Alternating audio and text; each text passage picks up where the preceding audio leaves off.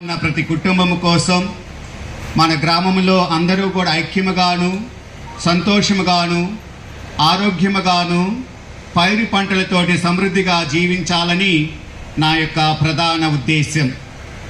అదేవిధంగా ఈ యొక్క దీవి పూజా బలిలో మరణించిన మా తల్లిదండ్రుల కోసం రేపటి దినాన మా నాన్నగారి యొక్క వార్షికోత్సవం, ఎల్లుండి మా అమ్మగారి జన్మించిన వార్షికోత్సవం, ఈరోజు ఒక రకంగా చెప్పాలంటే కర్ణాటి అంతయ్య గారు ఆయన మరణించిన 59వ వార్షికోత్సవం, అనాస్పురంలో మా అమ్మగారి యొక్క తాతయ్య గారు వారి యొక్క వార్షికోత్సవం ఈరోజు.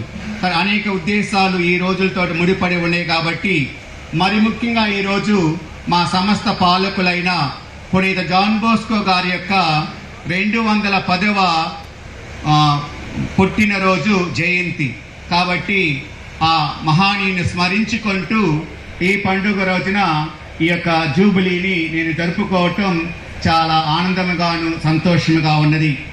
మరి గత 25 సంవత్సరాలుగా ఆ దేవాది దేవుడు గురు జీవితంలో నాకు తోడుగా ఉండి నన్ను నడిపిస్తూ నన్ను అన్ని విధాల దీవించినందులకు ఈ కృతజ్ఞతా బలిని ఆ దేవాది దేవునికి వందన సమర్పణ చేయించున్నాను. ఆ భగవంతుడు ఇంతవరకు ఏ విధంగానైతే నన్ను కాచి కాపాడుతూ నాతో నడుస్తూ ఉన్నారు, అదేవిధంగా ముందు రోజుల్లో కూడా తను నాకు ఇచ్చే జీవిత కాలమంతము కూడా నాతో నడిచి నన్ను దీవించి నాకు సహాయపడాలని మీ అందరినీ కూడా నా కోసం ప్రార్థన చేయమని వేడుకుంటూ ఉన్నాను. ఆ భగవంతుడు ఇచ్చిన ఈ యొక్క ప్రేషిత కార్యాన్ని దిగ్జయముగా ముగించే వరకు కూడా నేను ఆ ప్రభు యొక్క సేవలో పయనించటానికి కావలసిన శక్తిని ఇవ్వమని వేడుకుంటూ ఉన్నాను.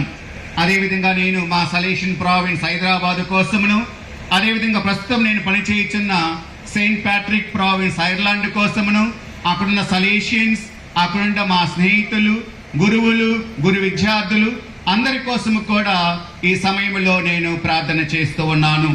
దివంగతులైన ఫాదర్ నర్సిట్టి మరీదాసములు గారిని కూడా నేను ఈ సమయంలో జ్ఞాపకం తీసుకుంటూ ఉన్నాను.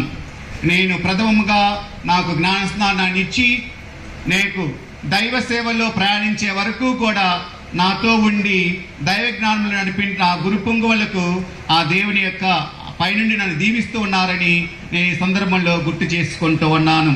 ఈ తలంపులన్నింటినీ కూడా జోడించుకుంటూ మన ప్రార్థనలన్నింటినీ కూడా ఇక్కడ సమావేశమైన మీ అందరి యొక్క తలంపులను కూడా ఆ ప్రభుకు సమర్పించుకుంటూ ఆ భగవంతుడు మీ యొక్క తలంపులన్నింటినీ కూడా దీవించి ఆశీర్వదించి మీకు అనుగ్రహించాలని నేను ప్రార్థన చేస్తూ ఉన్నాను.